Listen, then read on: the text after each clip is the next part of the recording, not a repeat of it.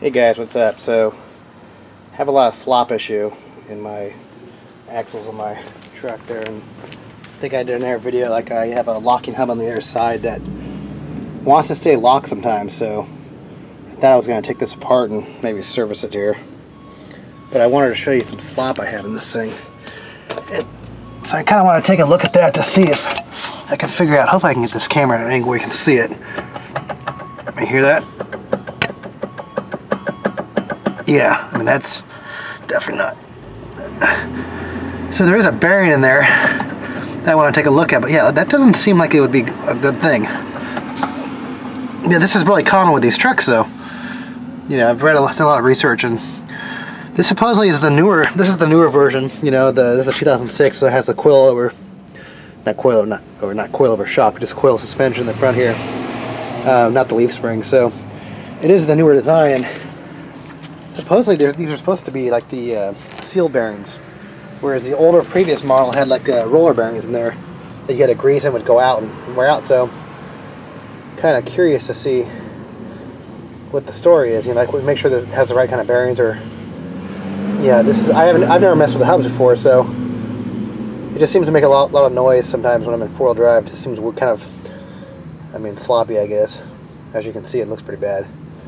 So I'm going to take these off, 3 Torx, see what's inside. I'm going to do some maintenance, I guess. Maybe re-grease them, take a look at them, see what the problem is.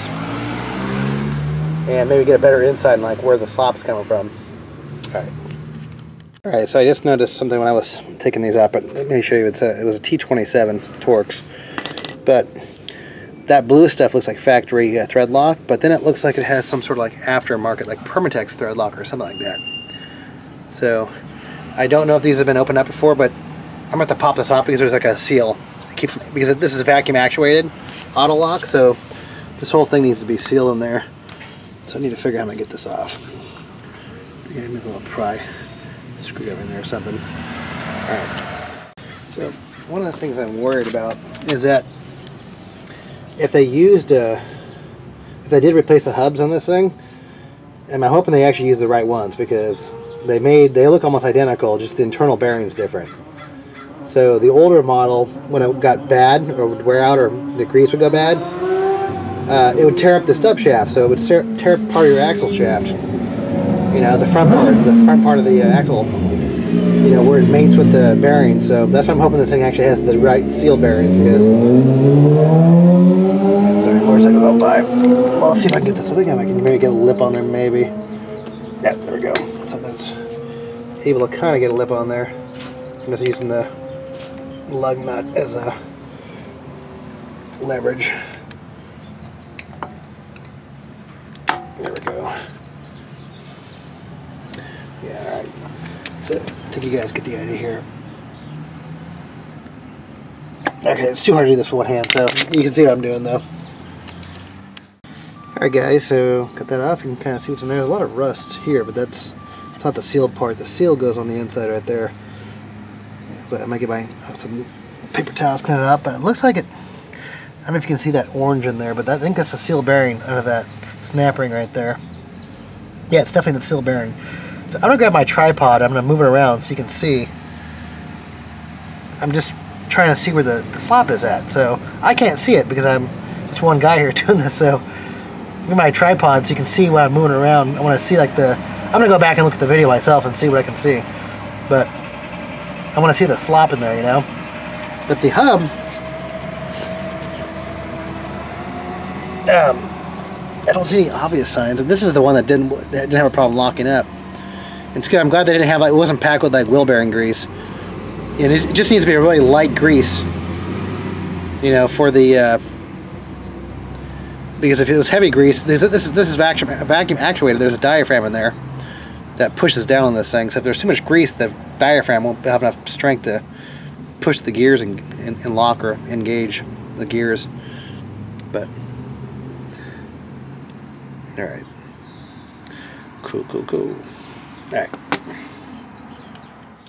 Alright guys, so let me show you how this thing works. So right now, when it's unlocked, this spins freely. And this actually is what touches the actual axle shaft right there. That spins freely. So when you engage it, I'm going to lock it right now.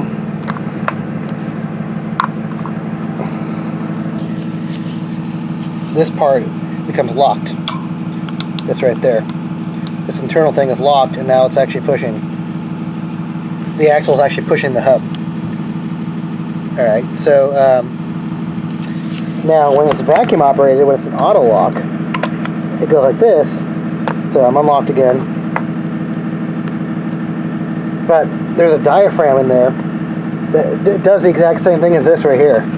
By this thing twisting, see that little thing going forward inside there?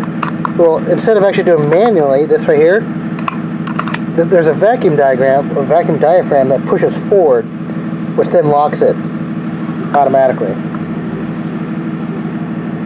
So, I'm just gonna clean this up real quick. Put a little thin layer of lithium grease on there, and see what's up. Alright guys, this is about as low as I can get the tripod, but I'm gonna zoom in there. So look at that axle shaft. I'm gonna grab the slop and see if I can.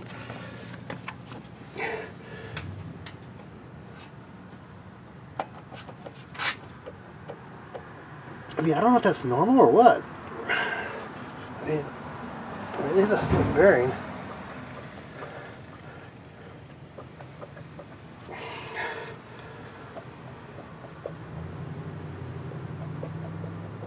I don't know. I'm thinking that maybe. I mean, I don't know if that's normal or not for this one, the one with the seal bearing, you know.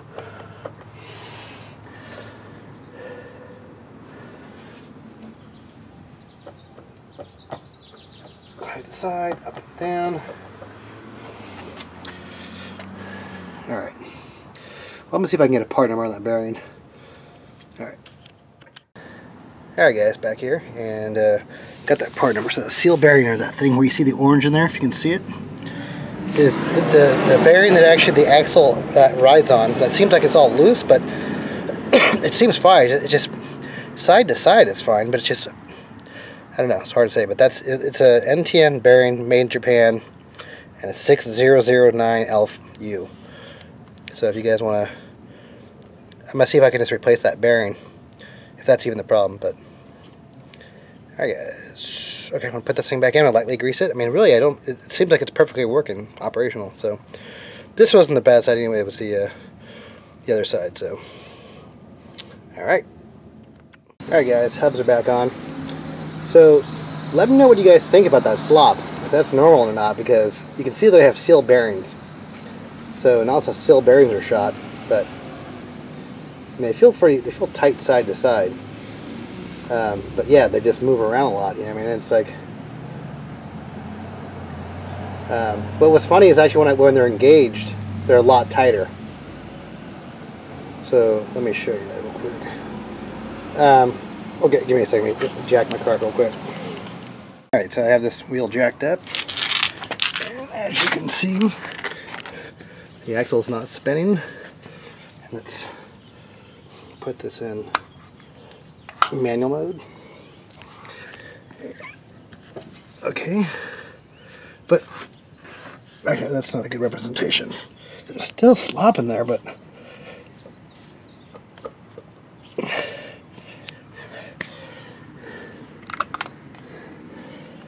it seems to be okay. So it's not unlocked yet. See that? Okay, there it goes. But there's a lot.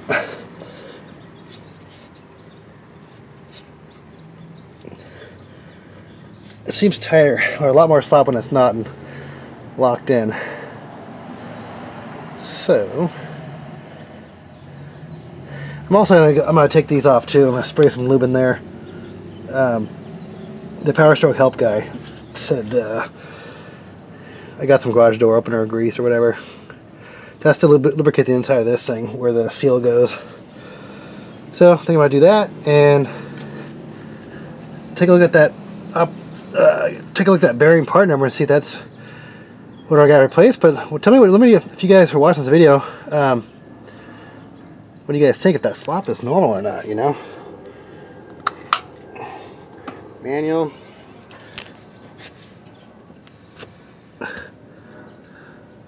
So that's let's see, I'm moving the tire. There's not. I mean, that's obviously slopping the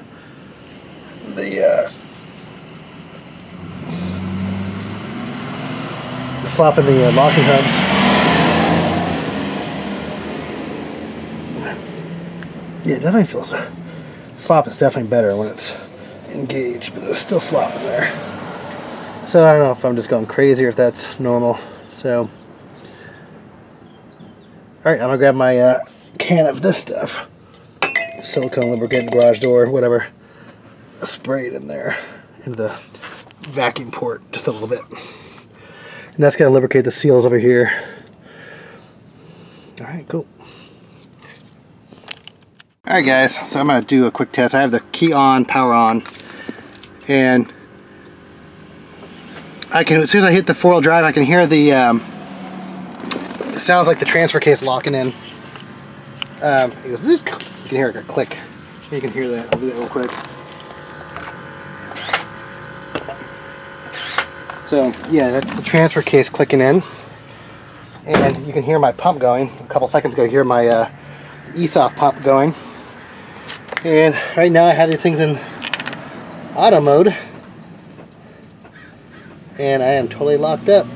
I can't spin the tire. Like I said, this tire off the ground, but that one's totally locked in. That's exactly what I want. So I know the whole vacuum system's sealed and working. But actually that was never the issue. I was just more concerned about the slop and that one not coming and disengaged. So alright guys, actually that one was going to be any locked. Anyways, turn that off, put it back in a 2-wheel drive. Forgot this one was, okay, there we go. Okay.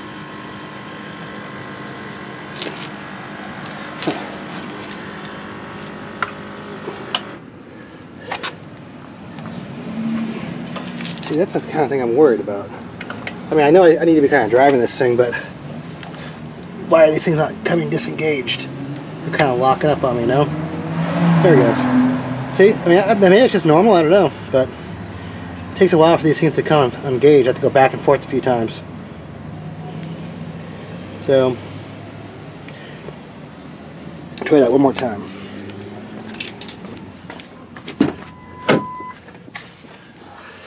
I mean, maybe that's normal, I don't know. Okay, 4-wheel drive. I can hear everything going in.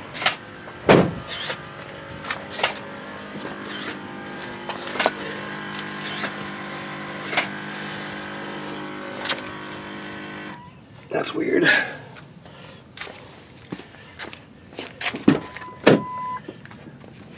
Now I heard a bunch of... I'm going to start the car up real quick.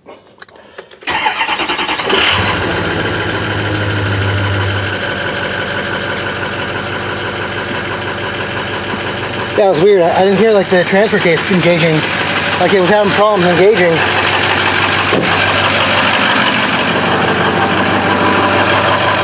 Oh, there we go. So maybe I just have to start the car. Yeah, so my 4-wheel drive, I'm gonna keep an eye on, see if it keeps on sticking. And I'm gonna be going up to Big Bear a lot here in the future. So trying to get a cabin up there. So I'll be going back and forth a lot, you know, getting the cabin, building my ham shack up there in the mountains. Big, long, huge, like, I'm gonna put an antenna way up in the tree, so we'll see. But for now, I want to have 4-wheel drive because it's snowing up there right now. They just snowed a lot up there, so I'm definitely gonna want to have my 4-wheel drive, so. Alright guys, cool, awesome. Hopefully this helps somebody.